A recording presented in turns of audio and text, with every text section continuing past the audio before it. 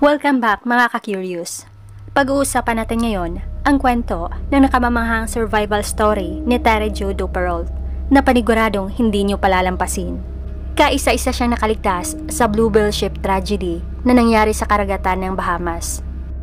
Ang buong pamilya niya ay naglayag lang noon bilang pagtupad sa dream vacation nila. Ngunit sa hindi inaasahang pangyayari ay bigla na lang nagkaroon ng insidente sa kalagitnaan ng pagbalik nila sa Florida. Naging dahilan ito na lumubog ang barko at hindi natagpuan ang Duperrault family. Ang kinatatakutan ng mga kakilala at karamihan ay paniguradong walang nakaligtas. Subalit, ang paglubog ng Bluebell Ship ay may malagim palang katotohanan. Ito ay nakumpirma dahil kay Terry Jo. Siya ay nakaligtas matapos lumubog ang Bluebell Ship.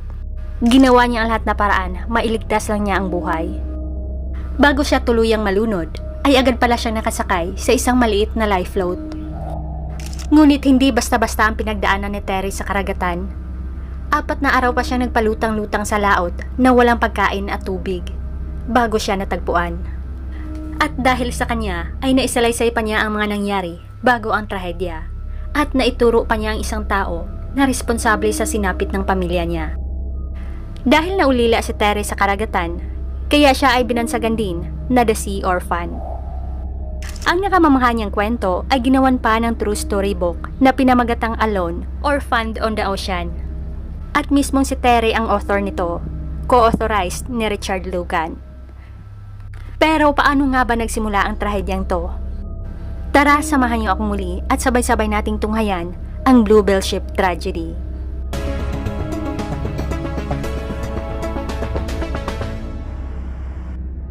Ang kwentong to ay magsisimula sa Bluebell Ship. Pagmamay-ari ito ni Harold Pegg at nakarehistro ito sa port ng United States. Year 1928, noong ito ay inilunsad sa Sturgeon Bay, Wisconsin, US. Average naman ang laki nito na tinatansyang nasa 18 meters ang haba. Isa din ito sa mga pinakamatibay na barko dahil matapos itong ginawa ay mahigit 3 dekada na din itong napapakinabangan at kung sino-sino na din ang mga naging kapitan. Year 1961 ay nasa Bahia Marina, Fort Lauderdale, Florida ang home base nito. Sa kasamaang palad, ito din ang huling taon na mapapakinabangan ang Bluebell Ship.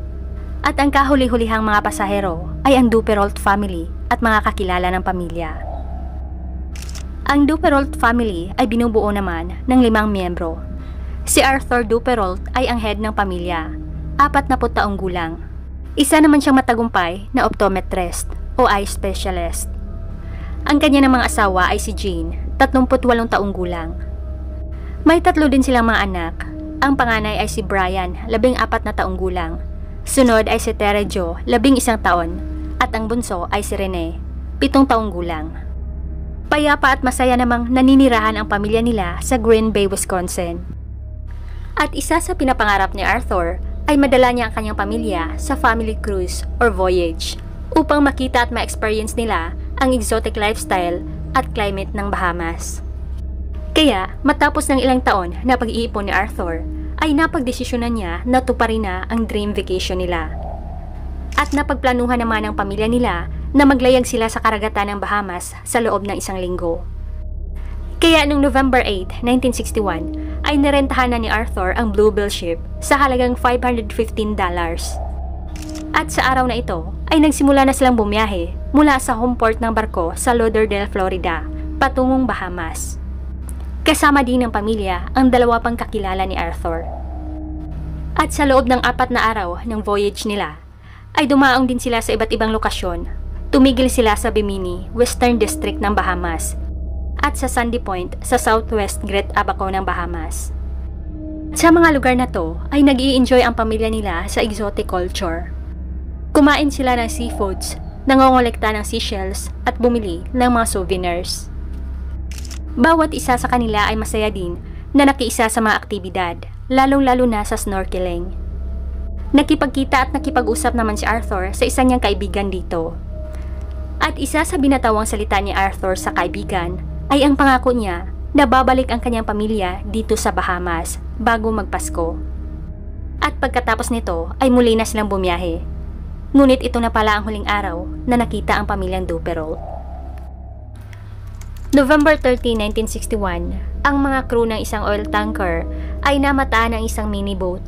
Sakay nito ang isang lalaking sumisigaw at humihingi ng tulong dahil may kasama pala siya isang bata na wala ng buhay.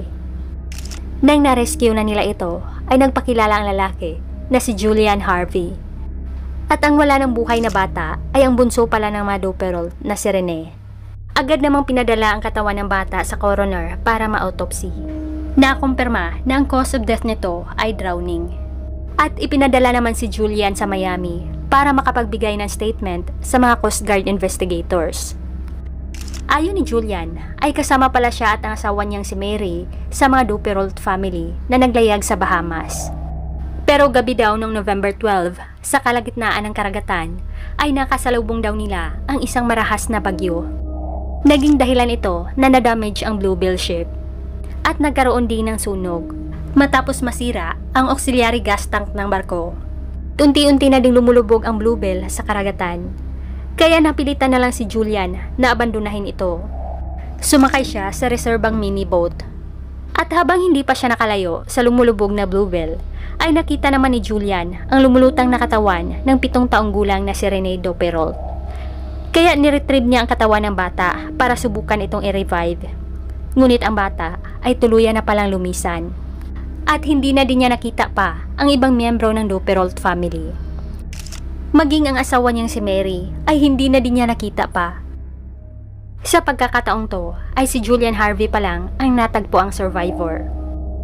Ang mga Coast Guard investigators ay agad namang nagpadala ng mga rescuers sa bahagi kung saan lumubog ang Bluebell ship. Nagbabasakali sila na may mahanap pa silang survivors. Ngunit sa kasamaang palad ay wala na silang nahanap pa kahit man lang debris ng barko. At pagdududa ng karamihan ay wala nang iba pang nakaligtas. Subalit, noong November 16 ay magugulat na lang ang lahat dahil sa miracle na hindi inasahan nila. Sa araw na to, sa Northwest Channel ng Bahamas, ay mayroong isang Greek cargo ship ang naglayag. At isang crew naman ang nakapansin sa maliit na bagay na lumulutang. Namataan nila ito, 1 milya ang layo mula sa cargo ship nila. Una nilang akala ito ay isa lang fishing vessel. Ngunit agad nilang napagtanto na isa pala itong maliit na raft, lulan ang isang batang babae na nakaupo. Ito ay walang iba kundi ang 11 taong gulang na si Terry Jo Duperrault. Ang kapitan naman ng cargo ship na si Captain Theo ay agad nag-utos na ipahinto ang engine para i-rescue nila ang bata. Hindi rin nila maiwasang maawa sa kalagayan ng bata dahil obvious ang pagka-dehydrate nito, malala ang sunburn at pagkapagod. Nagpakilala naman si Terry sa kanila at ikinuwento ng bata na 4 na araw na pala siyang palutang-lutang sa laot matapos lumubog ang sinasakyan nilang Bluebell ship. Pero dahil na rin sa kalagayan niya ay tanging yun lang ang mga nabigkas niya at hindi na niya naikwento pa ang events ng trahedya sa barko. Dahil ilang minuto matapos siyang ma-rescue ay agad siyang nawala ng malay at semi-comatose ang kalagayan ni Terry. Kaya agad na siyang kinuha ng rescue helicopter at dinala sa Miami Hospital. Yes, sir. She's out now, I believe. She was in full shock when she lived. Behind these windows of Mercy Hospital overlooking Biscayne Bay lies little Terry Jo Duperrault, still recovering from her ordeal aboard the Ketch Bluebell. November 20, 4 na araw matapos ma-rescue si Terry, ay unti-unti na ding bumalik ang kanyang lakas. Sa kanya isa-isang sinalaysay ang mga events nung sakay sila sa Bluebell ship. Ayon pa ni Terry ay November 8 noong nagsimula silang maglayag at 7 sila lahat na pasahero ng barko. Kabilang na ang kanyang mga magulang na sina Arthur at Jane at silang 3 magkakapatid. At ang 2 pa na kaibigan lang ng ama niya. Ang ma ito ay si Julian Harvey, ang captain sa voyage nila, at ang asawa nito na si Mary Dean Harvey. Pinasama pala ni Julian ang asawa para maging cook sa paglayag nila. Kung naalala nyo kanina, si Julian Harvey ang kauna-unahang survivor na natagpuan, kasama ng bangkay ni Rene Duperrault. Dagdag pa ni Terry, bandang alas 9 ng gabi noong November 12, ay una siya sa lahat na bumaba sa lower deck para matulog na. At naiwan sa upper deck ang 4 niyang pamilya, si Julian Harvey at ang asawa nitong si Mary. Subalit, nagising na lang bigla si Terry nang nakarinig siya ng mga komosyon at sigaw sa upper deck. Sumisigaw pala ang kapatid niya si Brian at humihingi ng tulong. Kaya bumangon na si Terry para usisain ang mga nangyari. Ngunit nagulat na lang siya sa nabutang nakakapanghilabot na eksena. Nabutan niyang nakabulagta na sa sariling mga go ang kapatid niyang si Brian at ang ina niyang si Jean sa sahig ng upper deck. Hindi na niya nakita pa ang nakababatang kapatid na si Rene at ang amang si Arthur, maging ang asawa ni Julian Harvey na si Mary Dean. Tanging si Julian lang daw ang nakita niya at sinigawan pa siya ng lalaking to na bumaba na sa lower deck. Pagkatapos ay hinampas pa siya nito ng balde at itinulak pababa hanggang sa napansin na lang ni Terry na unti-unti na palang pumasok ang tubig dagat sa loob ng barko. Kaya muli na siyang umakyat sa taas. Sa kanya napansin na may dala palang rifle si Julian. Pero wala naman daw ginawa sa kanya ang lalaking to, kundi inutusan lang siya na hawakan ang lubid na konektado sa emergency miniboat na ibinaba ni Julian para gamitin sa pagtakas. At akala noon ni Terry ay isasama siya, hindi pala. Bigla na lang daw tumalon si Julian at lumangoy patungo sa miniboat at inabandona siya nito sa lumulubog na Bluebell. Sa murang isipan ni Terry ay naisip niyang para na din siyang tinapos ni Julian dahil nakakasiguro ang lalaking to na kasama siya ng barko na lulubog. At akala noon ni Terry ay malulunod na talaga siya kasama ng barko. Hanggang sa naalala niya na tinuruan pala sila ng kanilang ama noon na gumamit ng life float in case mayroong emergency. Sa kabutihang palad ay agad natagpuan ni Terry ang life float at nakasakay siya bago lumubog ang Bluebell.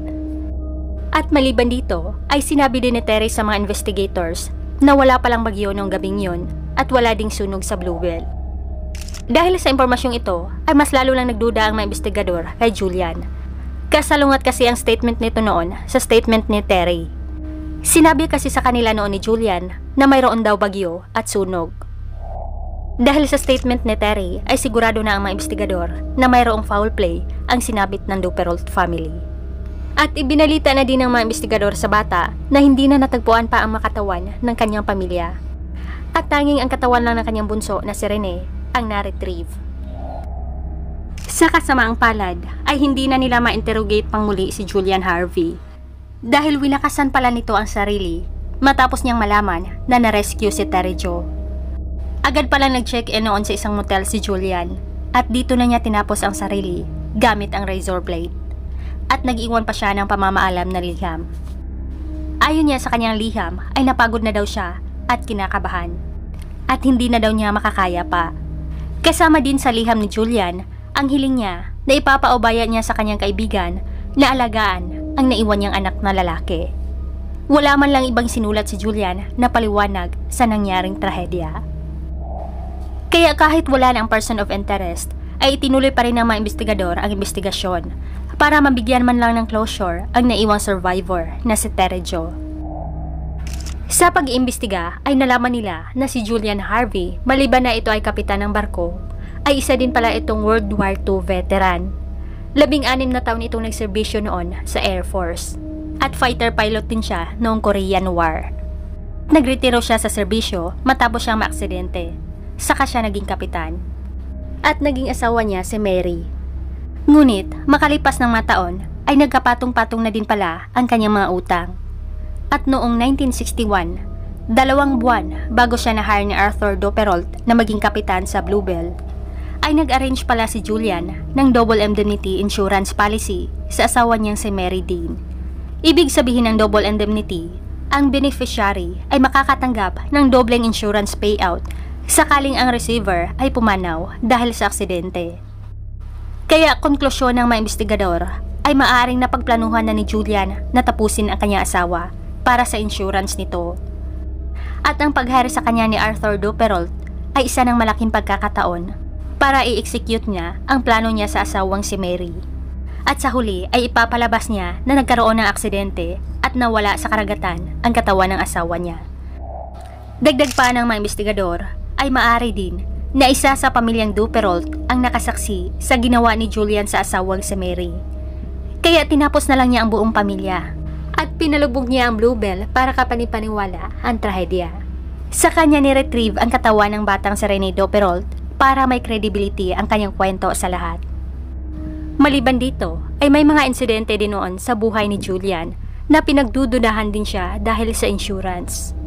Noong 1949, ang second wife niya noon at ang mother-in-law niya ay naaksidente matapos mahulog ang sinasakyan nila mula sa bridge. Si Julian ang driver noon, pero siya lang din ang nakaligtas at nalunod ang kanyang asawa at mother-in-law. Pinagdududahan siya sa insidenteng to, pero hindi na siya kinaso pa dahil sa kawalan ng ebidensya. At sa huli ay nakatanggap pa siya ng insurance payout. Maliban dito, ay pinagdududahan din pala noon si Julian na sinadya niya ang pagkalunod ng dalawang mga bangka niya para makatanggap ng insurance payout. At dahil sa mga insidenteng to, kaya masasabi ng mga investigador na dahil lang sa insurance ang pinaka-close na possible motive ni Julian Harvey sa sinapit ng kanyang asawa at Duperrault family. Pero pawang ito ay mga konklusyon lang nila at tanging si Julian lang ang tunay na nakakaalam kung ano ang motibo niya. Nang gumaling na si Terry, ay tumira na siya sa kanyang auntie na nasa Wisconsin. Paglipas ng mga taon, ang trahedyang to ay unti-unti na din niyang tinanggap. Nakapag-asawa na din siya at nagkaroon ng 3 mga anak. Year 2000 ay nirelease ni Terry ang memoir niya na Alone or Found on the Ocean. Sa ngayon ay retirado na si Terry at naninirahan sa Kewaunee, Wisconsin. Hanggang dito lamang mga ka-curious. Maraming salamat sa lahat na nanood at patuloy pa ring tumangkilik sa Pilipinong Curious.